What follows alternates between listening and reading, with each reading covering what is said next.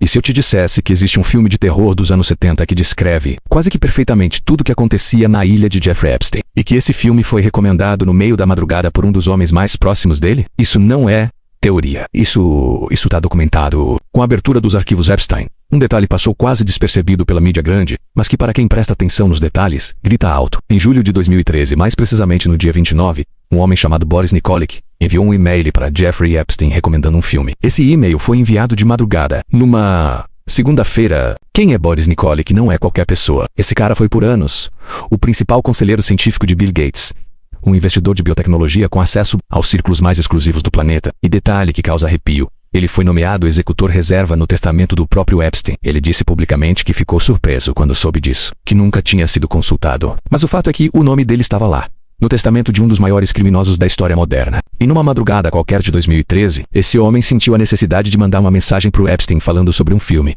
Não um blockbuster, não um filme famoso. Ele recomendou The Wicker Man, O Homem de Palha, um filme britânico de 1973, obscuro, pesado, sobre rituais pagãos numa ilha isolada do resto do mundo. No e-mail ele descreveu o filme com uma palavra que ficou na minha cabeça desde que eu li. Ele disse que o filme era memorável. Memorável, você usa essa palavra quando algo te afeta de verdade. Quando algo fica gravado dentro de você de um jeito que você não consegue ignorar. E esse homem de madrugada achou que esse filme era tão memorável que precisava compartilhar com Jeffrey Epstein. Por quê? Para responder isso, eu preciso te contar do que se trata esse filme. E aí você vai entender por que isso tudo é perturbador demais para ser coincidência. A história começa com um policial, o sargento Neil Howe.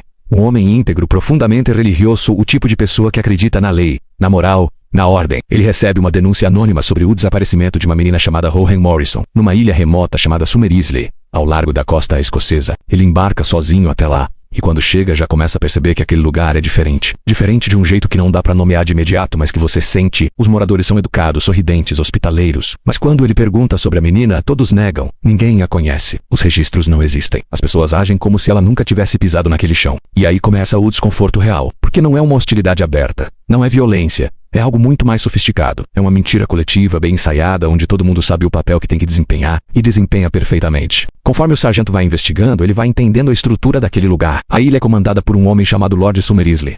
Um aristocrata culto, elegante, inteligente. O tipo de pessoa que te recebe com vinho caro e conversas filosóficas. Que faz você se sentir privilegiado por estar na presença dele. Que usa o conhecimento como instrumento de sedução. E esse homem convenceu toda a população da ilha de que rituais antigos eram necessários. Rituais que vinham de uma tradição pagã, pré-cristã, onde a natureza era sagrada e onde certos rituais garantiam a colheita, a prosperidade, a continuidade da vida na ilha. Rituais que envolviam sexo, simbolismo e sacrifício. Não é uma coisa escondida.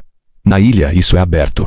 As crianças aprendem desde a escola a fazer parte desse sistema. Os adultos participam de encenações rituais a céu aberto, sem vergonha, sem culpa. Porque dentro daquela lógica fechada, aquilo é normal, é sagrado, e todo mundo protege esse sistema. O médico da ilha falsifica documentos. A autoridade local faz vista grossa. Os professores ensinam as crianças a mentir para quem vier de fora. Existe um pacto coletivo de silêncio, um acordo tácito onde cada pessoa tem a sua função dentro da engrenagem e ninguém questiona, ninguém fala, ninguém denuncia. Quando o sargento percebe a dimensão disso, já é tarde demais. Porque a grande virada do filme, aquela que te deixa sem chão, é a revelação de que a menina desaparecida nunca estava em perigo. Ela era a isca. O plano inteiro foi montado para atrair aquele policial específico até aquela ilha. Um homem que representava a lei, a moral, a virgindade espiritual. O sacrifício perfeito para o ritual final. Ele foi manipulado desde o começo. Entrou achando que ia salvar alguém. E se tornou a própria vítima do sistema que foi investigar. Agora para, respira e pensa comigo. Um líder carismático e culto, que usa a ciência, a filosofia e o charme intelectual para construir uma imagem respeitável. Uma ilha particular, completamente isolada, onde as leis e os costumes do mundo lá fora simplesmente não chegam. Uma rede densa de pessoas ao redor, funcionários, pilotos, assessores, frequentadores, que sabiam de alguma forma o que acontecia e mantinham o silêncio.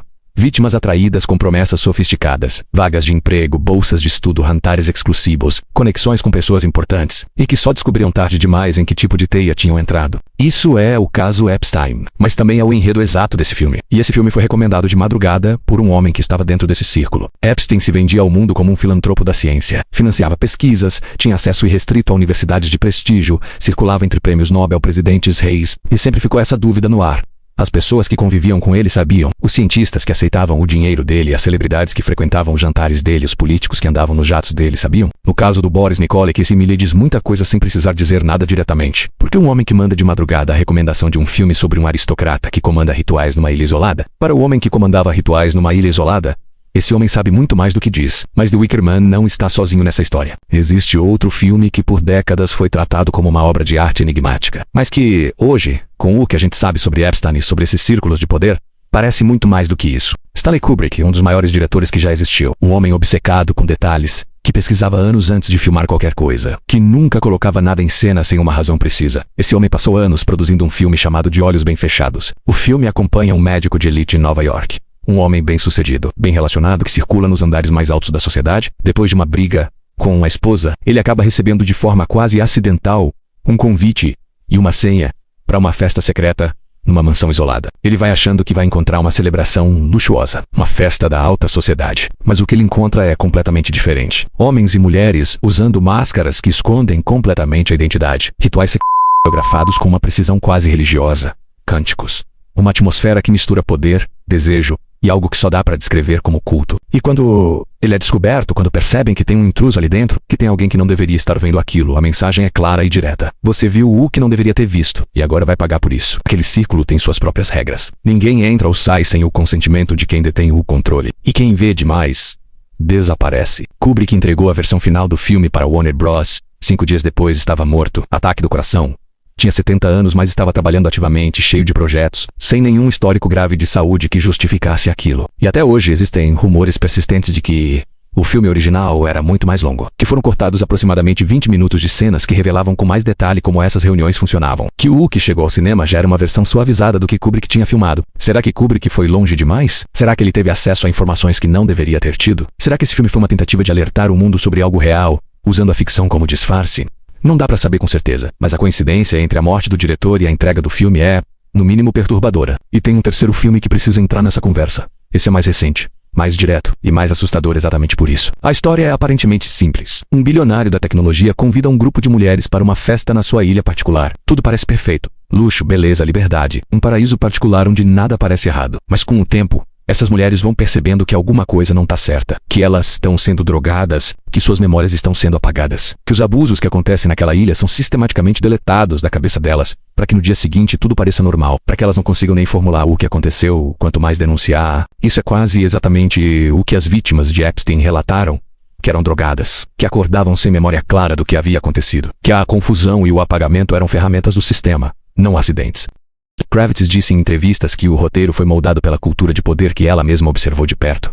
Ela não precisou inventar muito. Ela precisou só organizar o que já estava diante dos olhos dela. Esse filme não é uma previsão, é um relato com nome trocado. E aí você começa a entender que talvez o cinema tenha sempre sabido de coisas que a gente só foi descobrir muito depois. Que diretores, roteiristas, pessoas que circulam nesses mundos de dinheiro e poder, às vezes sabem demais. E a única forma de falar sobre isso sem ser silenciado é colocar dentro de uma história, dentro de um personagem fictício, dentro de uma ilha que não existe no mapa. Porque se você coloca numa ficção, é fantasia, é entretenimento, ninguém leva a sério, ninguém investiga, ninguém te processa, ninguém te silencia, mas quem tem olhos pra ver, vê. E a pergunta que eu não consigo tirar da cabeça depois de tudo isso é a seguinte: por que esse filme? Boris Nikolek, um dos homens mais inteligentes e bem conectados do planeta, com acesso a toda a produção cultural e científica da humanidade, acordou de madrugada pensando no The Wicker Man e precisou compartilhar isso com Jeffrey Epstein. De todos os filmes que existem no mundo, de todos os temas que um conselheiro científico poderia querer discutir, ele escolheu um filme sobre um aristocrata que comanda uma ilha isolada, onde todos são cúmplices, onde rituais de poder e sacrifício são considerados normais, e onde o inocente que chega para investigar se torna a próxima vítima. Talvez esses filmes não fossem alertas para a sociedade. Talvez fossem espelhos para quem já vivia dentro daquilo. Talvez o cinema sempre soube de coisas que a gente só ia descobrir décadas depois.